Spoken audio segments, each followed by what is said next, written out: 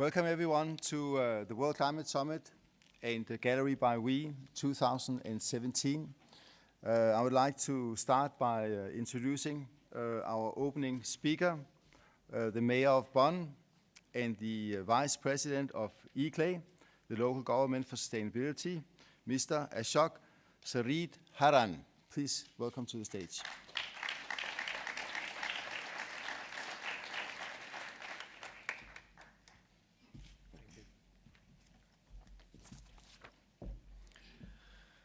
Dear Director Amin, Your Royal Highness, Mrs. Ishii, Mr. Herdan, Mr. Verhaar, Mr. Saul, ladies and gentlemen, Bula Vinaka, and a warm welcome to Bonn. Thank you for giving me the floor at the World Climate Summit for a short welcome and thematic tour d'horizon.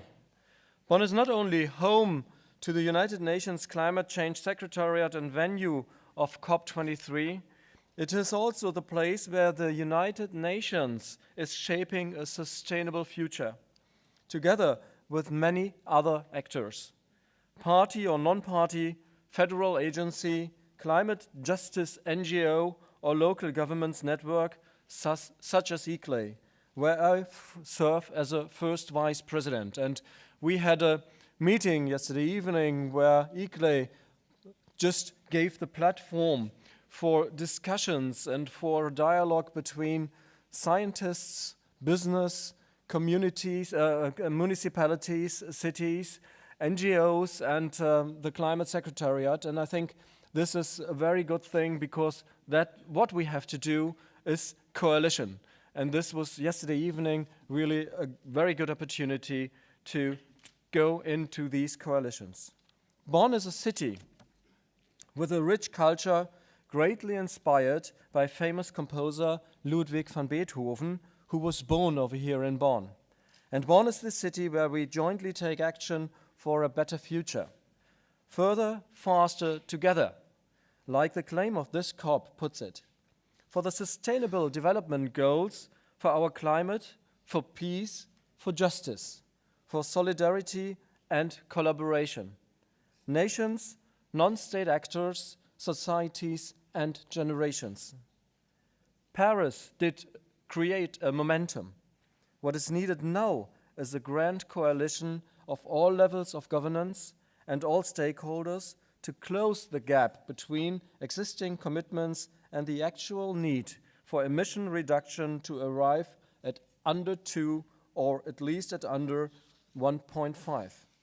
Cities and regions have a major doing in this, and they should have a major saying as well, given the population split, which is quickly moving towards 2/3 of urban by 2050. Other statistic figures, from GDP to energy consumption, support the key importance and role of cities.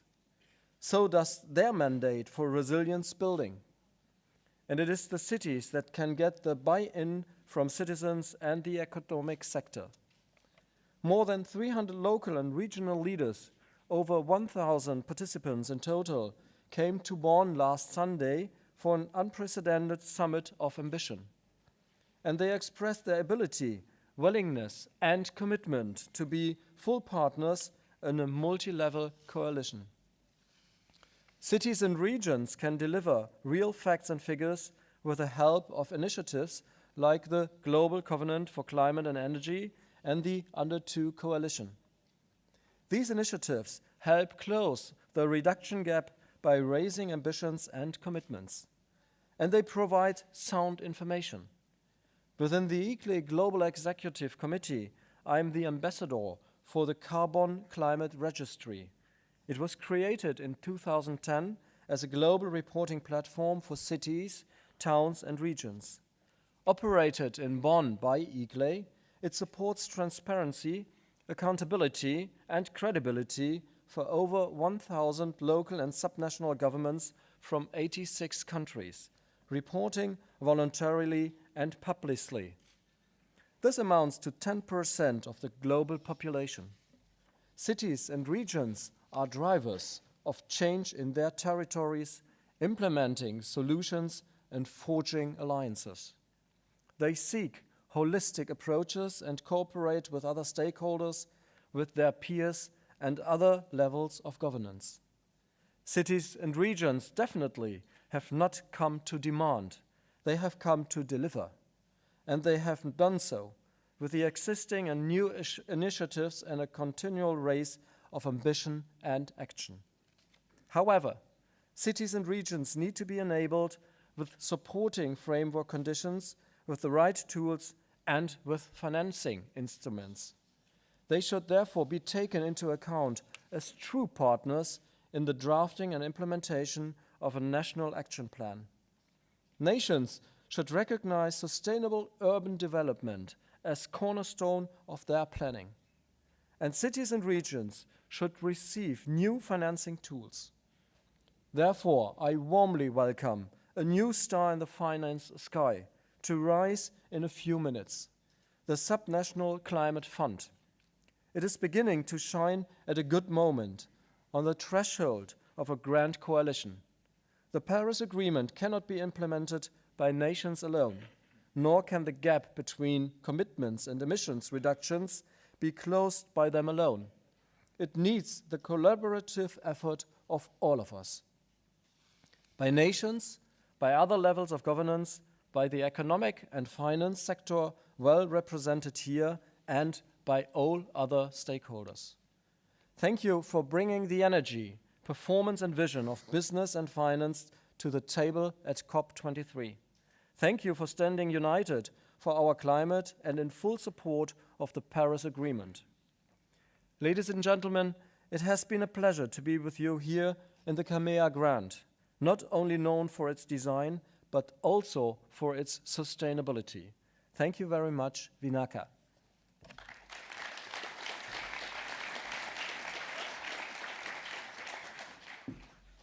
Thank you, Mr. Ashok Sridharan. Your city has opened its doors to the world of COP23 and in accordance with its welcoming ethos and international regard.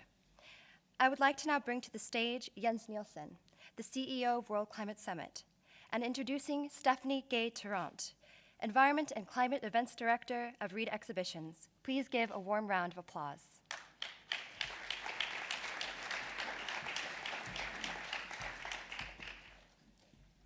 Woman first.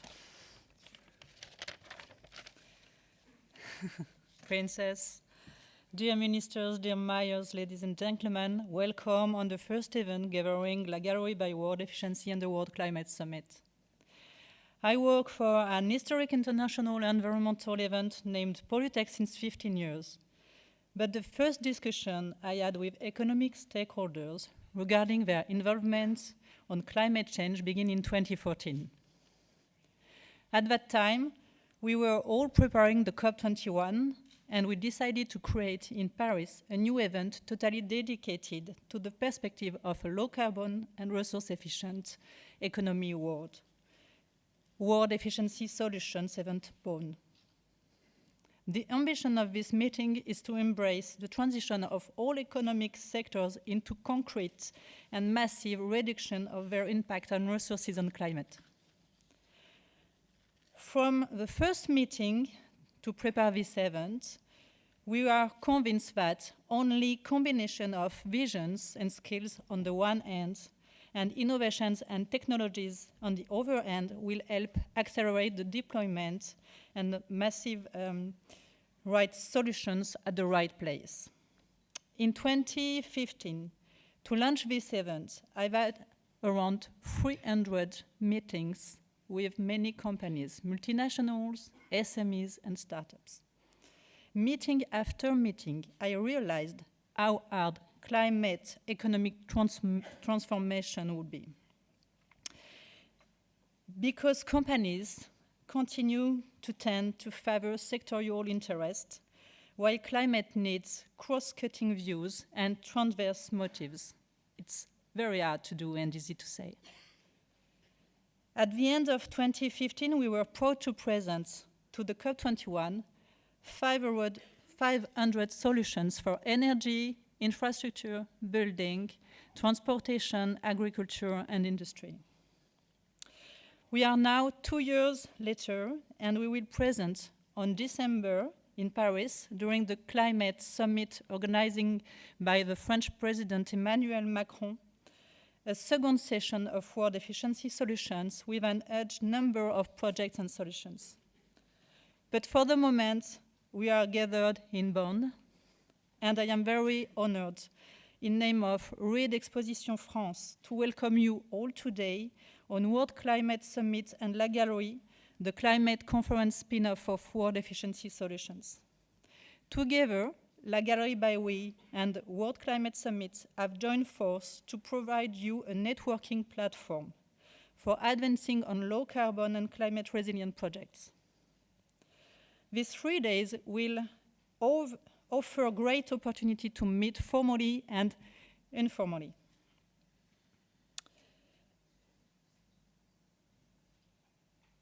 To conclude, I would like to thank for the World Climate team and Jens Nielsen first to build this very amazing 3 days conference. And I would like also to thank my team who welcome you this morning with some difficulty. Sorry for this, because we are more content organizer than badging printers. And I hope you have 3 very interesting days for 3 days. Thank you. Sorry. Thank you, Stéphanie. I also would like to welcome you all to the World Climate Summit and the Gallery by We. I'm happy to see you all. There are some familiar faces here, but also some new faces I can see. We're very proud to have been part of a long journey in getting the bottom-up movement into the COP process, all the way from Cancun, via Durban, Doha, Warsaw, Lima, Paris, Marrakesh, and now to the wonderful city of Bonn. What a journey that we have taken, and there's still a way to go, I'm quite certain. I believe our role, the thing we contribute most with, is actually to gather the different players from government, business, and finance to create partnerships that will give a real impact to also implementing the Paris Agreement. So welcome to you all. It's good to see you again, and welcome to all the new people here. I'll try now to move on to some of the practical matters. We're hosting a 3-day business and investment-oriented platform for climate solutions in partnership with RED Exhibition. We're really proud and happy to work with RED. The event consists of a conference, matchmaking area outside an exhibition, and we hope that through this we are able to bring forward valuable discussions and showcasing of innovative technologies and ambitious initiative. The main theme of this year are split into 3. Low Carbon Day, that is today. Finance Day will happen tomorrow, and Resource Efficiency Day will happen on Thursday. These 3 topics are essentially an advancement of a sustainable future. I want to extend a big thank you to our partners and sponsors for coming with us here to Bonn. They're all represented here, and we're very pleased to be working with you. Again, a warm welcome to you all, and thank you for coming from all over the world. We hope that this event will help produce successful collaboration and effective tools to combat climate change. I'll be leading as your MC today with my colleague Mariah Katz from World Climate, and also Anne Kelly, Senior Director of the Policy Program at CERES. And together we hope to facilitate some good sessions for you. These sessions will all be moderated by experienced moderators, and I'm very pleased to welcome the first moderator, Elizabeth Press from IRENA, Planning and Program Director. And Elizabeth will stand in for Adnan Amin, who unfortunately are not able to be here today due to illness.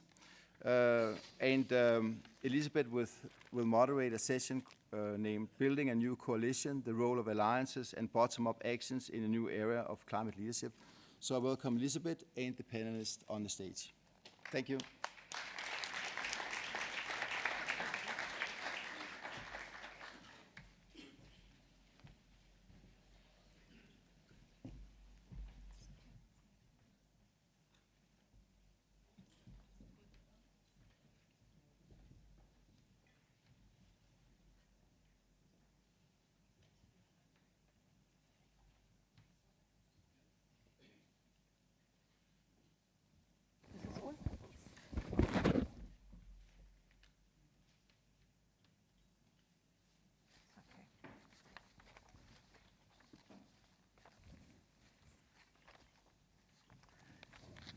Good morning, everybody, and I'm very happy to greet you in my hometown of Bonn.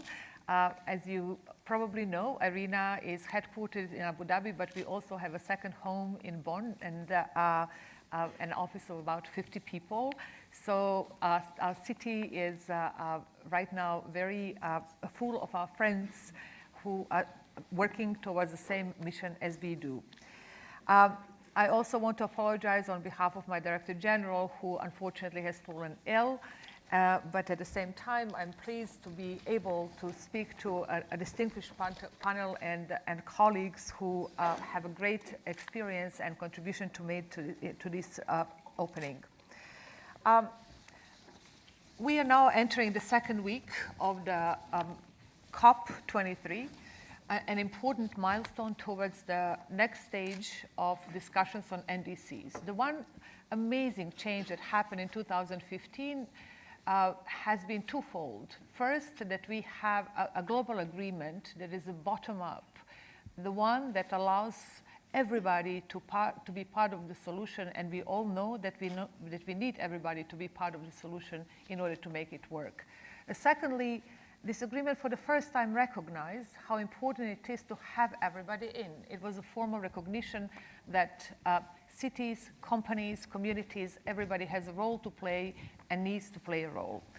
So today we have a group of, we have a range of participants from different areas. We have country representatives, we have company representatives, we have international organizations representatives who will be giving their views on how these alliances can work, how these contributions can accumulate into a big success for all of us in fighting the climate change. So let me introduce our panelists. Next to me is Her Royal Highness Princess Abze Djigma, who is a special envoy of the President of Burkina Faso for SDGs.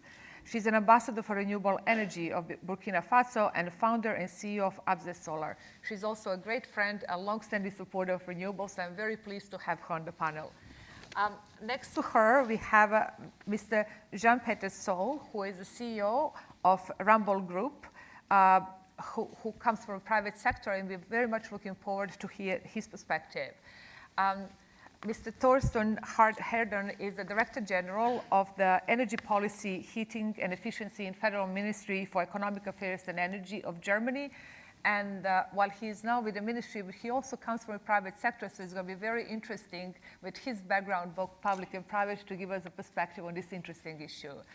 Then our friend and colleague, Naoko Ishii, who is the CEO and president of a global environmental facility, but she also comes with a background of public service, where she was working mostly in finance, including as a vice minister for Japan. And last but not least is Harry Verhaar. He's head of global public and governmental affairs at Philip Lighting. And we have been seeing one another for quite some time now in the context of climate action, as Philips has been leading action in this area. So to open, I'm just going to ask each one of them to give us a perspective from their respective areas. What do they think about the bottom-up action and how the alliances can work together towards a common objective? Princess, please. First of all, many thanks for having me in your program. Before starting, I want to apologize because I will have to leave earlier due to my new role as a special envoy of the president. So I'm very happy this morning because finally my dream came true, that the billion bottom of the pyramid that I'm representing here, not just only Burkina Faso or my company or what I'm doing, is about us. And I'm so delighted that the industry, the captains of industry are there, the policymakers, and also the institution representing the finance are here to the coalition. We need to also bring the bottom of the pyramid and the dialogue. We are part of the solution. I didn't wait for the solution because I was aware that I am the solution. That's why I created the initiative Marmalade for Sustainable Energy, who has been selected by the United Nations as one of the 14 breakthrough solutions achieving the SDGs. And that was on the General Assembly 2015, because we were already at the bottom, having the solution, implementing.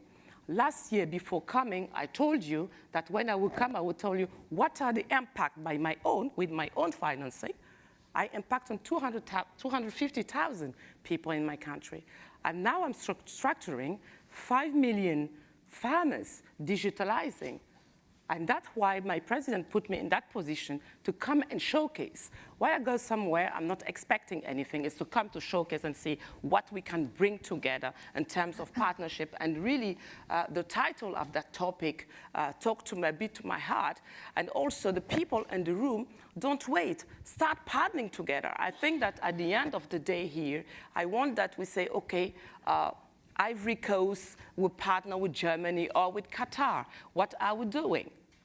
And also, what are the concrete financing that we bring on the table to go forward? It's good to have coalitions or having policies, but without budget doesn't make any sense. So I think that I welcome also the vice president of ICLEI, who's talking about that financial tool for communities. We have been fighting, and I have been doing that in my statement at the United Nations, that we need to narrow down the finance also to the municipalities, because at the end of the day, they are the forefront. They are the doctors, they are the firemen with the communities, and has the traditional local authorities, Her Highness from the countryside. When people, I'm at the service of my people, no matter what. They have problems, they will come to us, and I will have to fix it. So if you don't if you don't find a solution, the solution will find it in the way that you don't want it. I will stop there and let my colleagues do. But I'm really delighted to have you here, my brothers and sisters.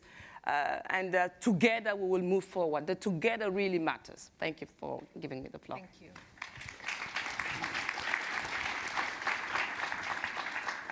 Thank you. Yeah, we Ramboll, we are a global consultancy with 13,000 employees and coming out of Denmark, and we see ourselves as a sustainable society consultant. So we've been being part of the journey of Denmark in the green transition over the last years, from setting the targets and putting them into actions. And that's what I want to talk about. If you actually do it right, what impact it can have, specifically about taking actions and the necessity of alliance to make it happen. When I came as a German to Denmark, I always thought Denmark was so great in the green transition because of technology. But there is no golden bullet or green bullet, to say so, that actually makes this transition happen. It is, how do you create an overall system? How do you, first of all, have an ambition, just similar that we have with the overall goals that we set, but how do you then transform that into a strategy, into broken down actions, and create an overall system and have everybody really participate in that through an alliance? And if you see that, for instance, the city of Copenhagen, where the city has created a very big district heating network where they can connect bioconverted combined heat and power, waste energy, solar, ground heating, and even buffer through thermal buffer can store excess wind in. They've created a system that can overall balance the need for power and electricity and heat over the season and store it actually even over time, and therefore gain flexibility and a very clean, nearly CO2-free energy generation. Now that requires participation of everybody in there, because you cannot make it happen and some participate and some not. And there's a high degree of acceptance there. There was, for instance, recently a small new district being created from a former industrial complex. And the developers wanted to make it the most greenest district in the world, but at the end we convinced them to join into the overall ambition and participate in the overall system to the benefit. So you can see that that can work. But when we see people coming to Denmark, they always come and say, this won't work here because of this reason. We cannot have a forced connection, for instance. And I said, well, we have forced connections through the sewer systems in every country in the world. Why can't we also win over people, maybe through subsidies, maybe through really incentivizing at the beginning, but transitioning over to create overall systems that help actually accelerate the saving of CO2. Thank you. Thorsten. Yeah, good morning, and thank you very much also for inviting us. We, as Germany, are known as the country of the energy transition. Also, we are second behind Denmark, because they started first, because he's sitting next to me. I have to mention that, of course, quite clear. And as there is no golden bullet or green bullet for a technology, there's also no green bullet for a energy transition. So 3 messages. First of all, every energy transition for each and every country is different. But there are some main issues which are identical, and just mention 2 of them, and then we will find into the debate many more, I would say. The first is, it's all about people. It's all about people, and you have to take the people with you. You have to create acceptance. How you do it in your country, it may be different. We did it in Germany, for instance, that we engaged all the people in building windmills and photovoltaic power plants, so they were all owners of that. That was our engagement of the people, acceptance. But it's all about people. Without them, it doesn't work. Second point, which is very important, that if you have neighbors, and if you look to each other, you all have neighbors sitting here, try to work with them, whether from the regional level or on the national level. It's the most cheapest way of doing climate change or energy transition. It's the most comfortable way, and it's a peace issue which we should not forget. So if you have neighbors, work with them. Why I'm saying that? Because when we started our energy transition, we very much only looked into Germany and didn't do too much with our neighboring countries. That we changed dramatically and completely some years ago. And all of a sudden, we've realized that there are a lot of friends around, and even those where we don't have direct frontiers with, like Norway. We build a power line through the sea, and all of a sudden we take advantage of the hydropower of Norway, and they take advantage of our wind power. So if you have neighbors, work with them. There are many other lessons to be learned, but that's my last point. If you have if you are in an alliance, if you are in energy partnerships and climate partnerships, do not talk only about your fantastic achievements. Specifically, talk about the mistakes you made. That's something we do. We made a lot of mistakes, and we help others not to duplicate the mistakes. So if you have neighbors, work with them, tell them what mistakes you've done. Thank you very much.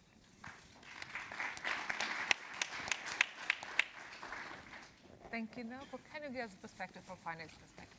Sure. First and foremost, I'm very happy to be here, particularly with this diverse panelists coming from industry, the government, and the cities, and the community.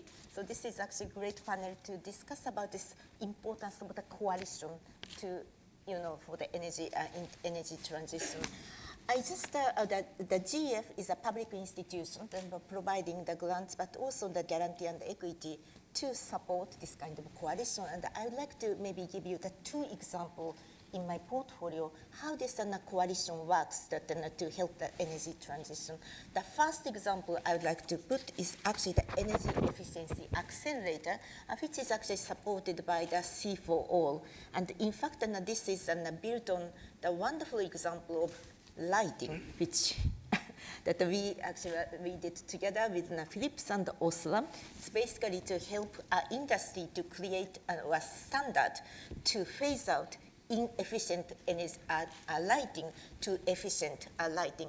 And the key for here is to it's actually it's an industry initiative, and our role is to help those industries to set up the right standard, but also to help the transition of some part of the weakest part of that coalition.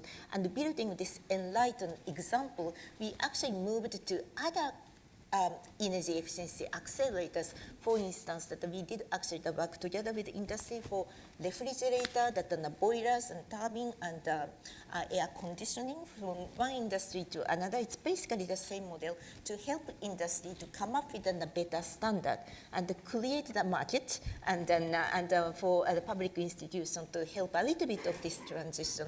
And it worked, in my view, very good. And so that's one good model that we would like to continue to support. But the second example of this coalition to help this energy transition is actually coalition with cities. That that we, the GF, also that helped that create a platform with the cities, because we clearly recognize cities are at forefront of this fight against climate change, and doing so in a very inclusive, sustainable development way. And so we would like to help those city leaders to do actually two things, that to come up with a sustainable, inclusive development planning. So the key is this integrated sustainable planning. So that is very important, because all of the important infrastructure investments should be really within this sustainable integrated planning. So that's one way that this platform is actually joined by ICLEI, C40, and the institutions like WRI, and we were very happy to be a part of this the platform. And this platform also creates a lot of interesting experiment at the city space. And I also like to give 2-3 quick examples of that. One is, as already mentioned by previous speaker, that an energy district energy system, the cooling system, a heating system, and this is a great example that how the city can create an opportunity for the coalition of the business and the cities, citizens and institutions like us to test this idea to move forward. Another example in the same category is energy efficiency building. That here to promote this energy efficiency building, you need the cities as a regulator and planner, you need a business as a provider of the solution, and we need citizens to be a part of this planning, and we need a public institution like us to put a little bit of resources to start up those kind of coalition. So that I just came back from India, where that with EESL, it's Energy Efficiency Service Limited, actually to take this energy district energy cooling and heating system, and to put together all those different coalition partners together to move forward. So that again, the city space creates so many interesting opportunities for us to test those diverse coalitions. But as just the Minister mentioned, I think it's very important for us to share not only success cases, but also failure cases, so that we can actually replicate those good examples moving forward. So thank you so much.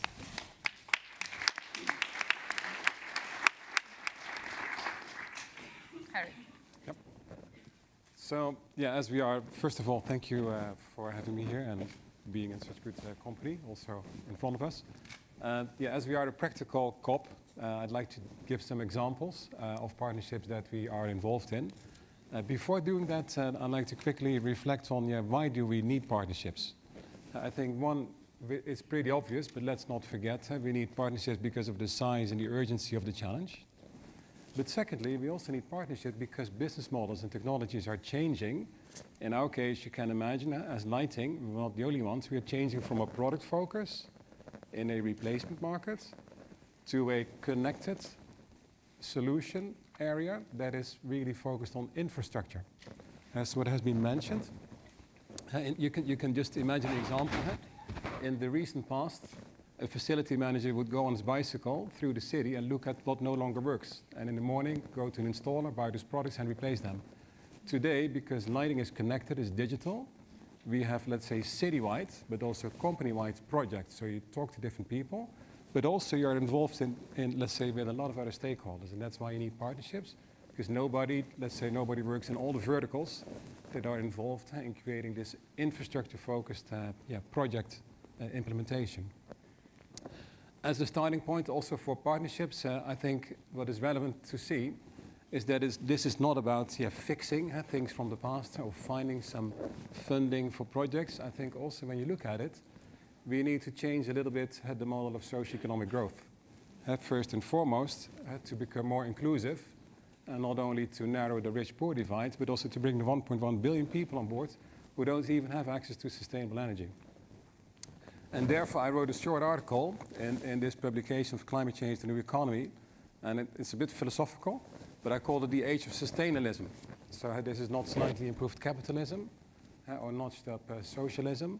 The new model should be sustainalism, so where we see that we move from a world where more is better to one where better is best, from product to service focus, and from GDP to quality of life.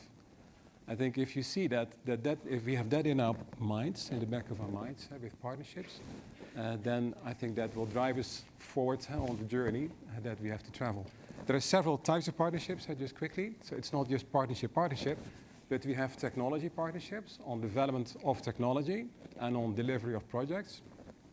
So for instance, we work with SAP HANA from Germany in connected street lighting. We implemented together with SAP all the street lighting in Buenos Aires. It's completely digital. City saves 50% of energy. And we also hear back that citizens feel safer. Crime rates have reduced. So all relevant.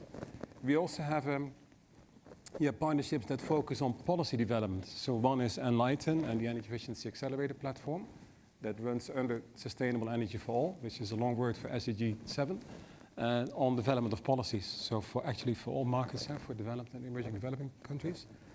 Partnerships on financing and business models. So actually with Regions 20, our friends are here in the room, will be discussed later on. And the last one, the fourth one, is partnerships and communication. Because also, as Thorsten said, we need to develop a narrative of which the logic fits in a nutshell. That people would say like, yes, hey, this is the future that I embrace, that I'm engaged in, and also that I vote for, and that I, let's say, change my buying behavior for. Because when people have a certain buying behavior and voting behavior, then companies and politicians will certainly make sure that is what they offer, because then you get re-elected, or your products and services get bought. And just one example there is with the climate group. So a lot of work is happening there on communication with the World Green Building Council. So why do we move towards energy efficient buildings? Not just for the energy saving, the carbon footprint, really important, but also had to create a more productive, more pleasant working environment for people. So again, have people come there on board. So I think in that sense, maybe last remark, if you then look, I think all of you have heard several times this African proverb, if you want to go fast, you go alone, and if you want to go far, you go together. I think we should replace that by the Bonn partnership proverb, which is that partnerships will bring us further and faster together. Thank you.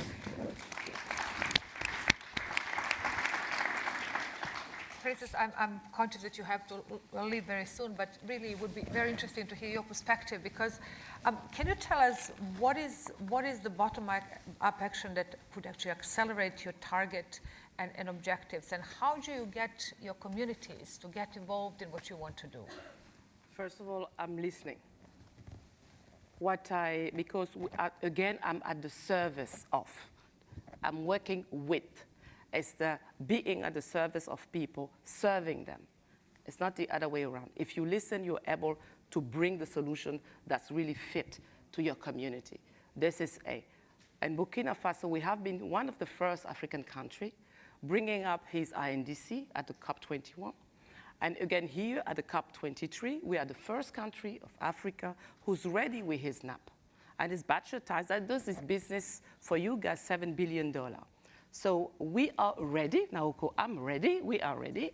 So my assistant will see with your colleague how we can work together with those 5 million farmers to green up.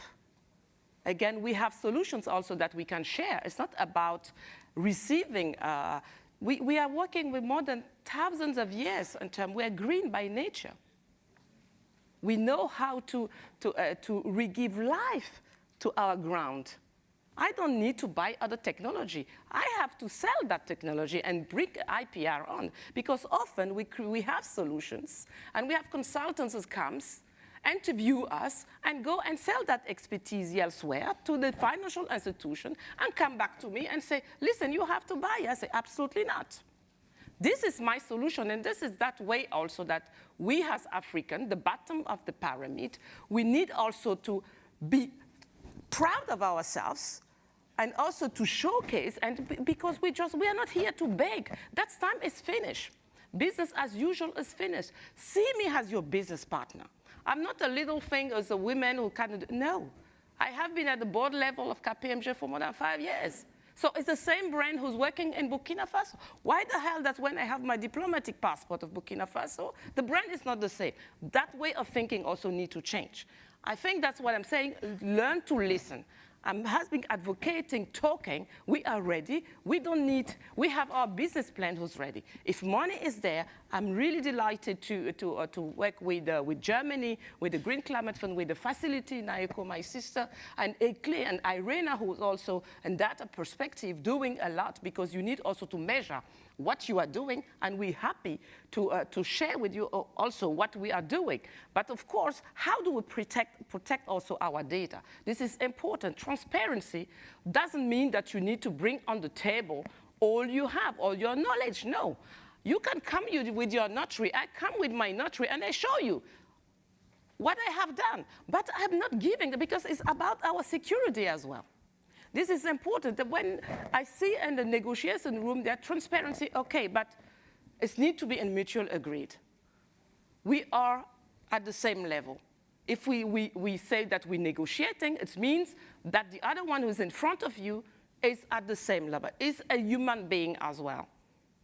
What I want is South-South cooperation, triangular cooperation, because we are just one single human being. We don't have a planet B. This is the planet, our one home, and we are brothers and sisters. For me, when I see myself, you know, technology don't have sex, religion, or color.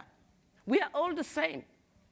With Philips, with the CEO, we developed the Mama Light solar lantern. It works well, and the quality is there. And what I want is that the industry, I'm happy that, and we have showcased with Philips, that when you listen to the community, it's a community design who helped to design that lanterns. And I'm happy that Philips respected my brand. And also because they did well, I always praise Philips. They're not paying me for that, but I'm happy. That's what we also at the bottom, when the others behave, we bring it, we're highlighting that.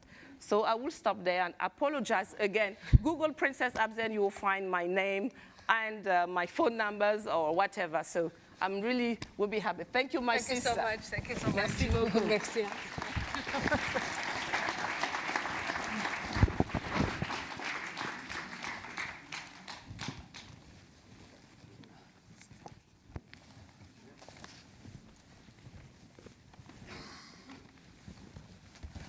Okay, I'm going to go to Thorsten now, just to follow up on what the princess was just saying.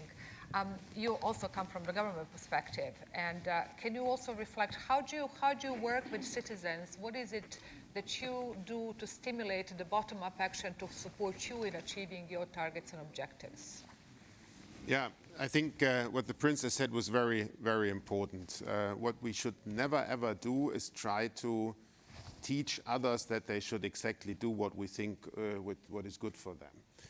And I give you one example out of Germany and another example with German technology, which is never bad that you can have it, of course, but it has to be adopted to the various countries. The one example out of Germany is our negotiations right now on the phase out of coal. You can argue about it, but it's, I think, very clear for everybody that we have to phase out coal. We in Germany, we don't need coal-fired power plants. The world, at the end of the day, doesn't need it. But it's the question how you do it. And we have, similar to other countries, China, of course, much, much more than we, structural problems, because we have large regions in Germany where people are only employed in the coal sector. And now we can do two different things. You can take the people with you in order to ask them where do they see where they see their future, and try to bring new infrastructures, new business models to those people. And then you have the people on your side and they are happy with climate protection. Or you can just say we need to phase out coal, we close them down and you have no work anymore. And then we create a huge potential of frustration, and we will never succeed with the bottom-up acceptance of the people. So that is something we are right now heavily debating when we are forming our new parliament, or not the parliament, the government. The parliament has been voted already. Another example into Africa.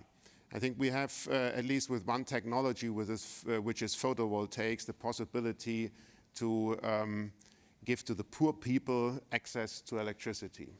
But then we should not do the wrong thing that we say we bring you extraordinary high technology, latest state of the art, which you cannot maintain, which you cannot understand, and which you cannot work with. But we have to adapt to the situation in the various countries.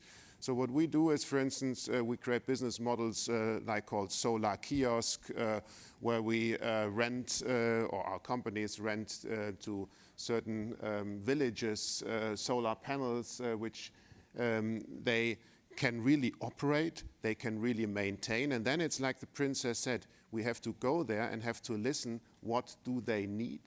What can they work with? What do they not need? And what do they not can work with? And then supply the right solution. And it's not just high technology is good and here you have it and then we go away.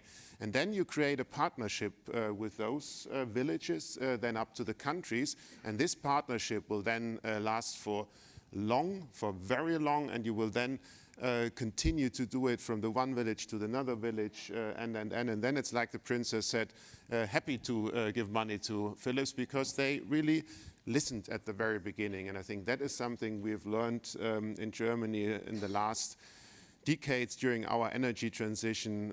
Listen in your own country to the people, and listen in other countries to the people, what really are their needs, and don't just put things on the market which they may not need. Yes, I know you want to comment on this one, but I actually have a question for you and Philips Lighting.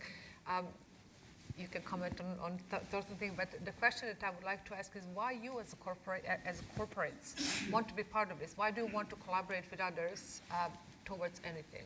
Isn't that counterintuitive a little bit to your corporate concept? Well, for us not, because we live from that. We live from transferring knowledge.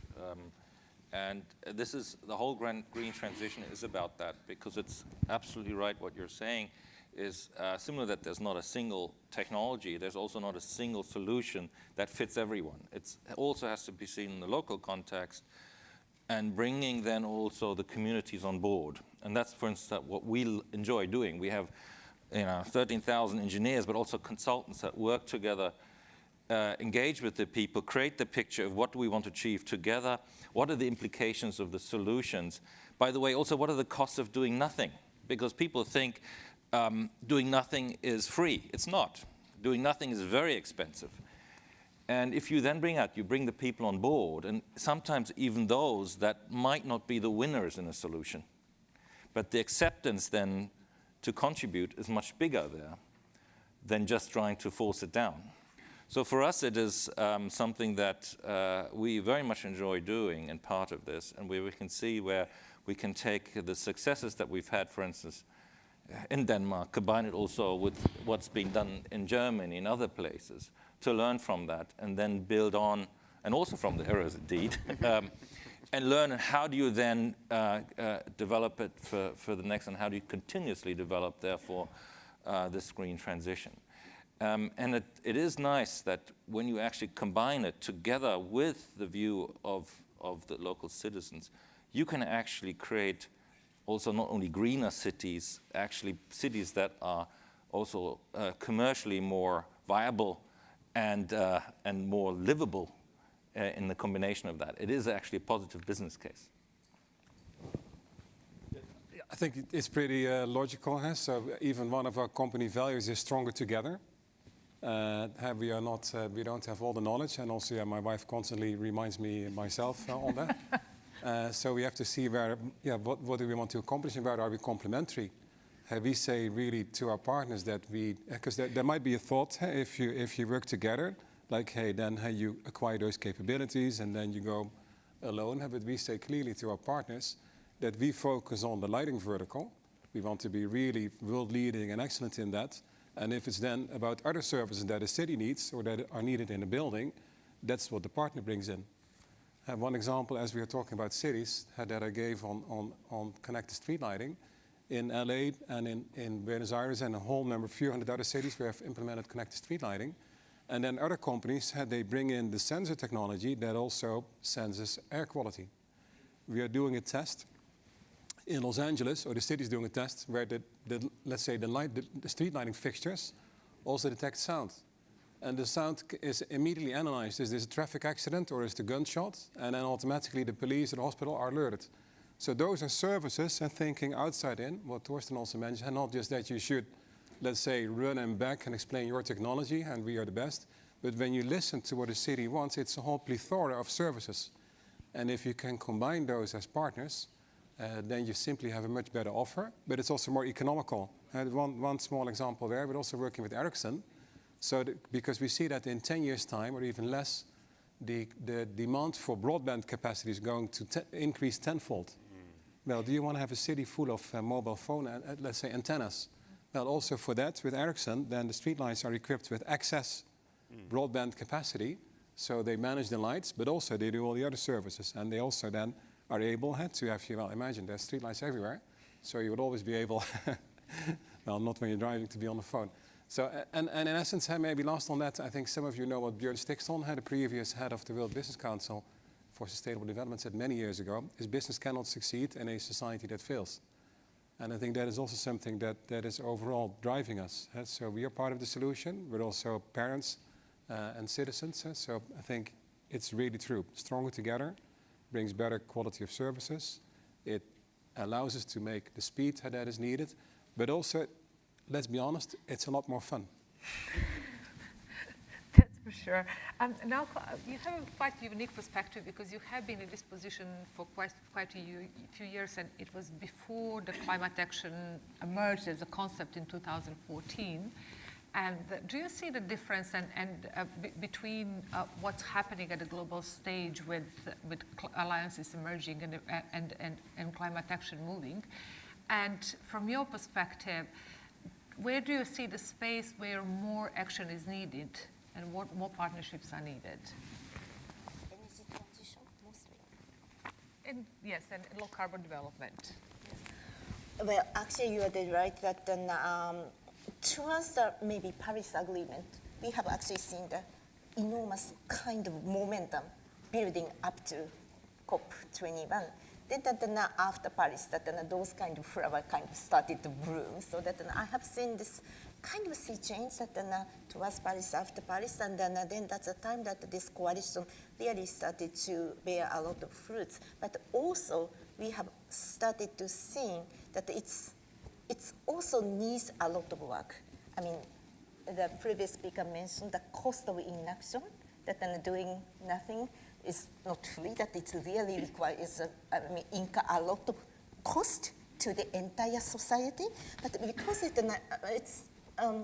it's also difficult to take actions from each of individual company or institution, the cities, because it's, we need to, each one of us have to move out of our own comfort zone, because it's much easier for us to do the business as usual. Every company can have continue to do this business as usual. The public institution like us can do the business as usual. It's actually much easier. But to bring those coalition live needs a lot of leadership of each institution, each company, each cities. And that is something that I also realized the real bottleneck, if I may say so, is actually our lack of courage to take that kind of leadership. And it is, what is really required is a coalition among multiple dimensions. It's a very different thing to bring each one of us take step forward from business as usual towards a concrete action. So that is actually the beauty, but it is also the challenge. So every day I'm thinking that today, what can I do to do things differently? And it needs a lot of effort, it needs a lot of courage, because not necessarily the things that success is guaranteed, but at the same time, every one of us have to recognize that the cost of inaction is just enormous. So I think that what I'm trying to say is this new coalition, which is absolutely required for us to make this transition, needs everybody's courage to get out of our own comfort zone and towards a kind of joint goal. And we have to strive ourselves, push ourselves every day to achieve that kind of thing. So that's a new thing. Yeah.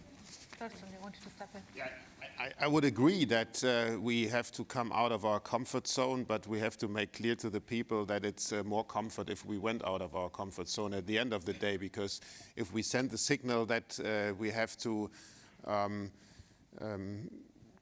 be cautious of using certain energy or certain resources, then it's always, well, you cannot do that, you cannot do that, you cannot do that. That's the wrong way to go. But to move out of business as usual in order to have a better life, I think that's the message. But what I want to convey, because I think that the COP is very important for that signal, where we do need a coalition, I would say. We have a lot of coalitions on renewables, like the IRENA, on energy efficiency, on phase out coal and subsidies of fossil fuels, and.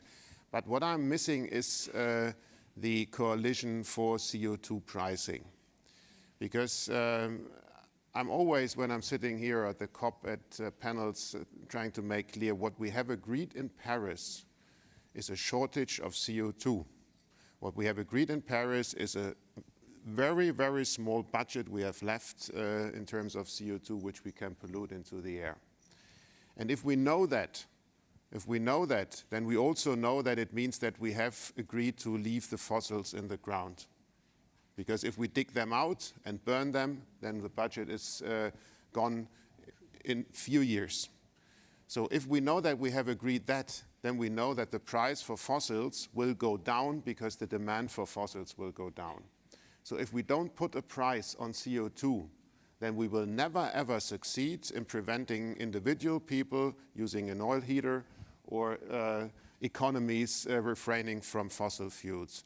So what I'm looking for really is to get more and more into the debate at the COPs that either we get a coalition for a CO2 price, and it must be a worldwide, there can be first movers, of course, but at the end of the day, it has to be a worldwide CO2 price, or we will put it that clear and sharp, never, ever achieve the Paris goals. Yes, I agree to that, and I think it is the biggest hindrance to getting a coalition together is particular interests. Yeah. And this is the biggest challenge to always overcome, because no matter what decision, there will always be some that win and lose. And this is something that has to be overcome. And it is actually also what you said, important that you therefore have to take ambitious leaps with a can-do attitude, taking into account that there are particular interests that will have to be overcome to do that, and what are the consequences, and what is needed to able to overcome these particular interests, because otherwise it won't happen. You cannot get what you said by still keeping a happy coal industry. Yeah. That won't happen. So, it is a focus, and that's why you need to have an overall strategy and concept. It is not, even though we need actions, we don't need singular actions, we need coordinated actions into an overall strategy and a plan, and that goes from a community to a region, to the countries, and for all of Europe, for instance. How do you work together, and how do you actually solve these big hurdles that are keeping us from making leaps? So to take it back to where we started, the 165 NDCs right now, and there's about 200 parties. We are coming to a very important period. The next 3 years will be absolutely critical in defining how we move forward and how we accelerate action to meet the objectives of Paris. So we looked at, on our side, we looked at renewable energy in context of NDCs. So what we found is about 150 countries that have mentioned renewables, but only about 100 gave a quantitative target to what they wanted to do on the renewables. But when you look at the country targets in the energy context, about 170 have these targets, so that you clearly see the mismatch between what's in NDCs, between what's happening in real life.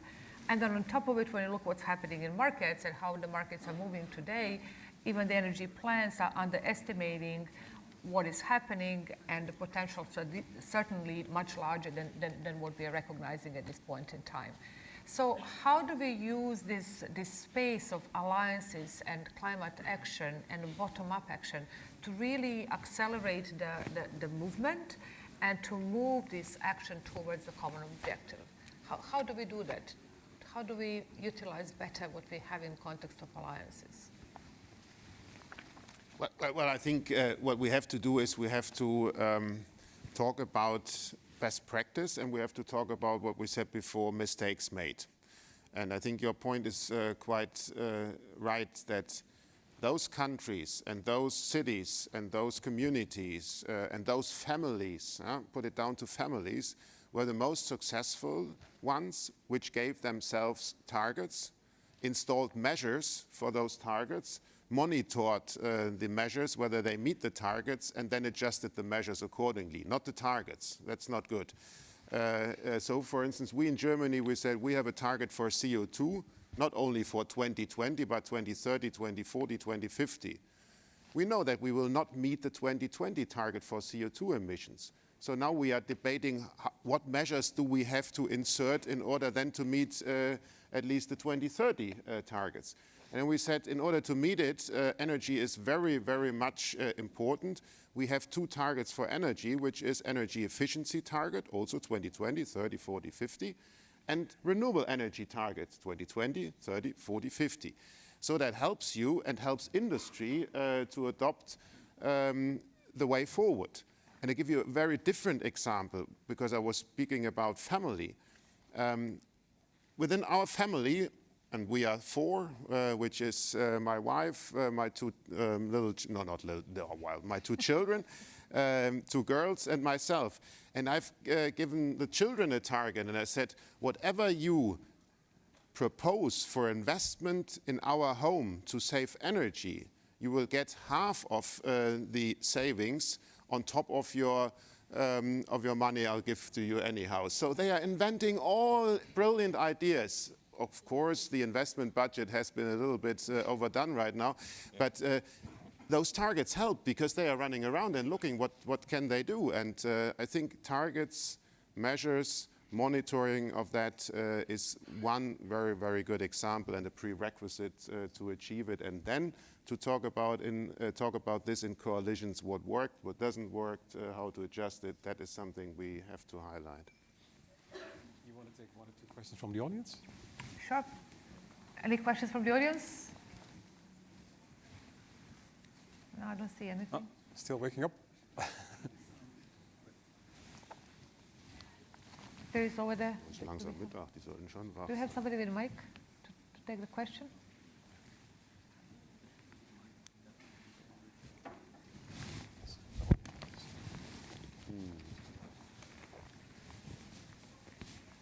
You can take this one as well. Hello. My name is Ahmed. I'm from Dubai. My name is Ahmed. I'm from Dubai. I just need to ask, what is the ideas about pricing the CO2? How you want to do this? Like an application for this. Yeah, well, there are different ways of doing it. As you all know, we have in Europe the emission trading system, which gives quantity, and the price follows that. But there were too much free certificates given out, so there was no price which was established. There are other countries around the world which are debating and have implemented a CO2 floor price that they say that's the minimum price for CO2. So there is a variety of possibilities of doing that. But I think the main purpose behind is that we all know that with CO2, a lot of external costs are associated, be it health, be it all these disastrous natural catastrophes we are seeing. And these externalities don't appear right now in the price. So then it's clear that it's the task of the government to either accept those externalities and natural disasters and so forth for the future. It's not for free, as you said, or to regulate it by putting a price on CO2. And then again, it's different from country to country how to achieve that. But that's what I said. That's something we have to debate in a coalition, what's best, because then you have this first mover advantage. The country which does it first has a negative impact compared to those which say, well, I don't care about that. I'm using the free fossil fuels or the cheap fossil fuels. But that has to start. Otherwise, we can forget about Paris, I'm pretty sure. Thank you very much, and we are coming to the end of the session, and I just want to highlight a few points that we could draw from the contributions. The starting point was that everybody has to be included. Everybody has to be considered and included in whatever we are trying to achieve. Listening to stakeholders is absolutely key, and having a common action that includes both best practice exchange, but also learning from each other's mistakes will take us further to where we want to go. Thank you very much for your participation.